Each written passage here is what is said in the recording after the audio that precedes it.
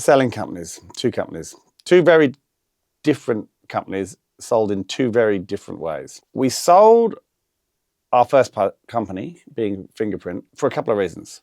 I think one, as co-founders, we were probably beginning to drift in different directions. And two, someone came along and asked to buy it, which we weren't expecting.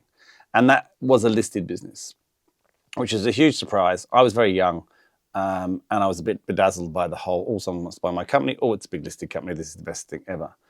And I wish I hadn't sold that company when I look back on it now. But then, you can't ever have regrets, because we wouldn't be here today if I hadn't sold that company. So maybe it was a good thing. But, unfortunately for me, neither of my sales worked out as well as they could have, both for sort of bizarre reasons.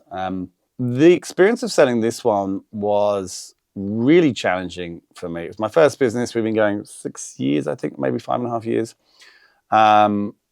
Big listed company comes along, massive DD in terms of really delving into due diligence, in terms of delving into everything that we'd ever done and asking every question about every line item in all our accounts. It was just brutal. And I'd never had anyone pull apart things that I've done like that, apart from at school. And I hate people pulling apart my work.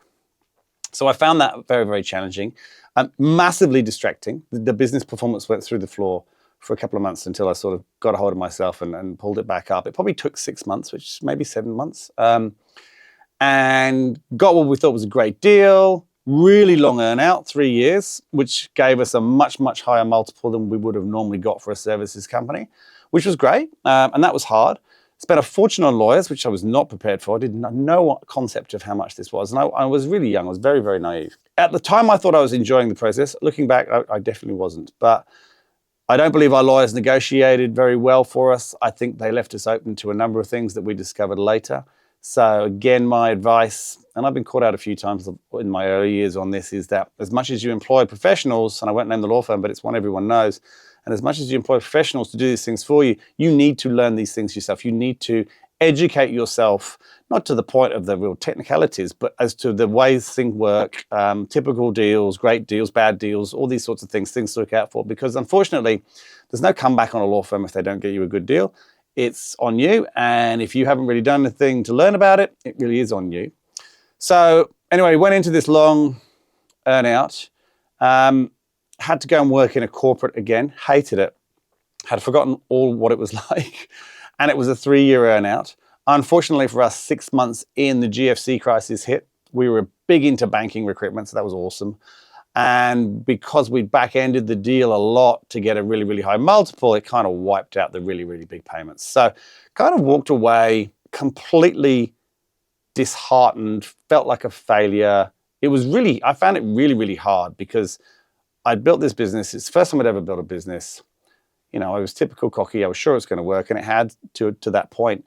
And then all this happened just after I'd supposedly done the deal of my life that was going to set me up, which didn't set me up. Did not do well, but it didn't set me up. And it really, really hit me incredibly hard. Didn't really know what to do.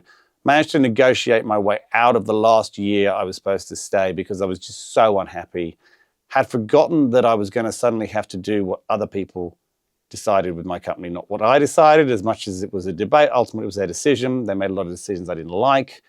I just felt like I was going back to before when I started my business, when I was massively unhappy. So that whole process for me was just awful. At the end of the day, look, we got some money out of it, and when I look back on it now, I learned so much from that. So there were a lot of good things in sort of retrospect, as there always are in retrospect. But at the time, it took me a good 6-7 months to know what to do after that, because I felt no confidence. I just felt like the world was being horrible to me, which was childish, really, when I think about it. So that was the first one. Really, really difficult. But I think, as with all things that are horrible, you walk away a much better person. With the second one, again, didn't really sell because I wanted to. It was a scenario where 7 years into a business that I had come into, so I didn't found this business. This business had been going about a year. For a variety of reasons, was not growing at the rate the founder wanted. I knew the founder very well. He was a good friend.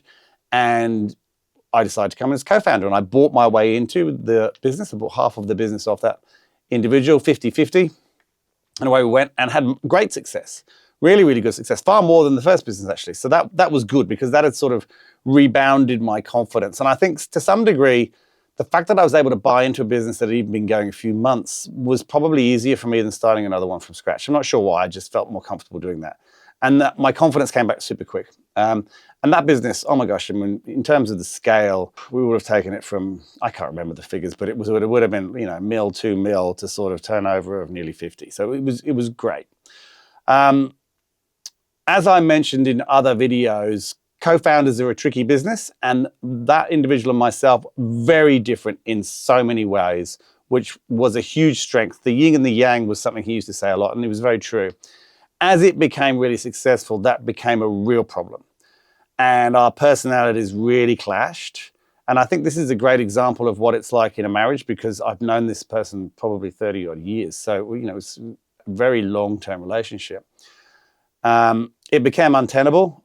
Both of us really unhappy. Business began to suffer. Staff didn't know what was going on because we weren't talking to each other.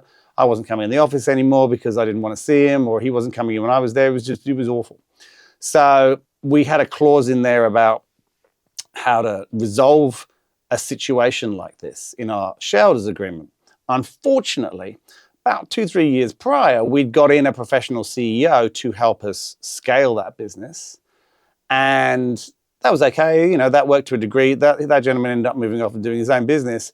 And when he left the business, we didn't change our shareholders agreement back. So for anyone who doesn't understand shareholders agreements, it's for anyone who owns shares. The CEO, being a CEO, got some shares in the business. We have a clause in there when it's a 50-50 shareholding that if there are things you can't resolve because you're 50-50 and no one has the deciding vote, there's a process you go through.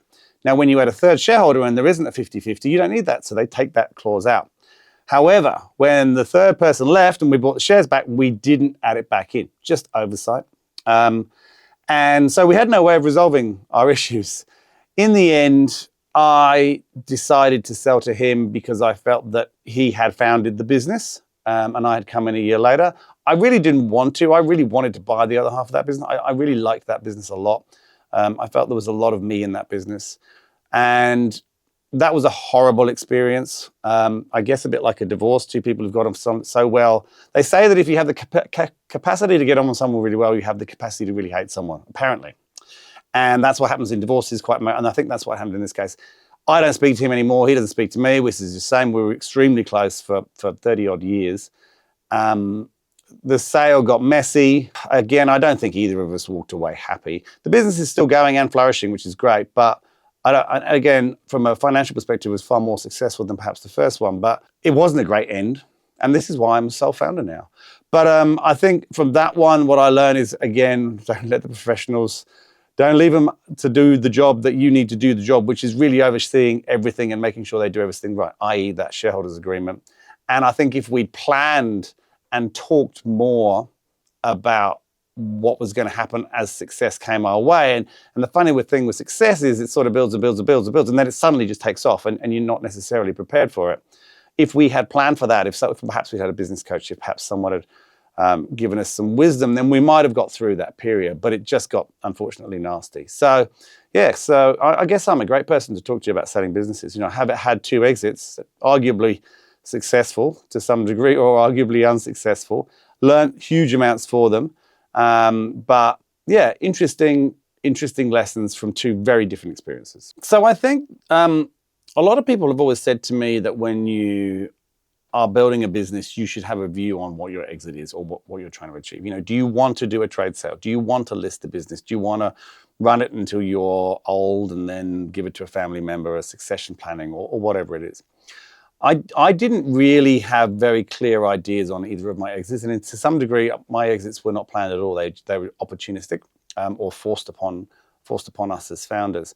So, and I never really thought about that. I have thought about that with all the businesses since, and I do think about it constantly, and that changes obviously over time. What you think at the beginning is definitely not what you necessarily think down the track. But I think first-time founders, have a think about that. You know, why are you building the business? If you're building the business to solve problem and all those kinds of things, that's great. And there's nothing wrong with that. And you should always have that why am I building the business in there. But also go that one step further and say, am I going to keep building this because I love it and I want to take it into a global brand, which if you do is fine, you may want to IPO. Am I trying to sell it to Microsoft or Google? Or am I trying to sell it to a competitor? Have a think about that. Doesn't have to be what you decide now happens, because you can change your mind like business plans. But I think by having a goal or a target, as with anything, you'll move towards that. If you just are doing it for the heck of it, that's great. But I think you're bound to have more success if you have a KPI target. You know, human beings have been proven to be more effective that way. So do just have a think about that question. I think if you've got ESOP plans, if you've got co-founders, you definitely need to talk about it with them.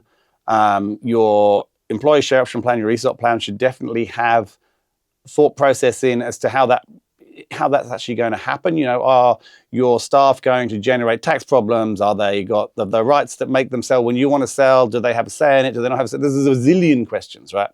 And I'm not going to go through them all now, but I think as long as you're thinking about it, and as long as you're talking to people about it constantly, and that doesn't mean every day, but I mean, you know, once a year, twice a year, whatever it might be, that's probably the key thing.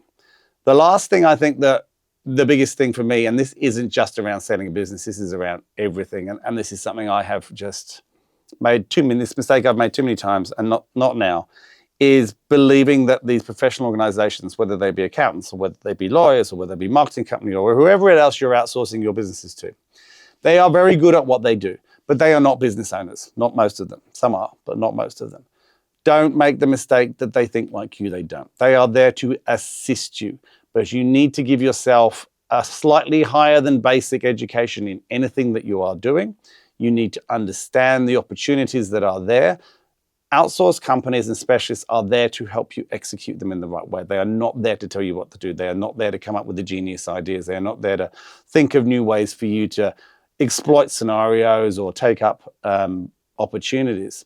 So don't expect them to, and don't be disappointed if they don't. That is your responsibility as a business owner. Use those people to execute, but oversee it, understand it, and don't ever just go, oh, that's not me. I don't deal with that. I'm just going to let them deal with that, because it will come back and bite you every single time. So whether you're selling a business or whether you're building a business, but definitely if you are selling a business, because there's a lot of external people that come in then, make sure you work with them, but make sure you self-educate yourself with people outside of that. Whether it's like having a doctor's second or third opinion, I'm not sure, but it's that kind of thinking. Don't shrink your responsibility when it comes to these things just because you're paying an expert. Make sure you're involved. That's probably the number one thing that's caused me the most grief in all of my businesses.